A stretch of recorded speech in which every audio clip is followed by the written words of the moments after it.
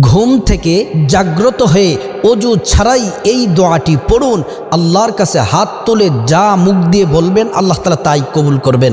আল্লাহর কসম করে বলছি, প্রিয় নবীর পবিত্র জবানে বলছেন, ঘুম থেকে জাগ্রত হওয়ার সাথে সাথে অজু লাগবে না।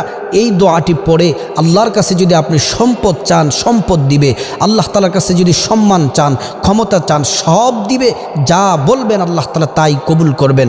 দোয়াটি আমি বলছি, দোয়াটি হলো লা ইলাহা ইল্লাল্লাহু ওয়াহদাহু লা শারীকা লাহু লাহুল মুলকু ওয়া লাহুল হামদ ওয়া হুয়া আলা কুল্লি শাইইন কাদির সুবহানাল্লাহি ওয়াল হামদুলিল্লাহি ওয়া লা ইলাহা ইল্লাল্লাহু আল্লাহু আকবার ওয়া লা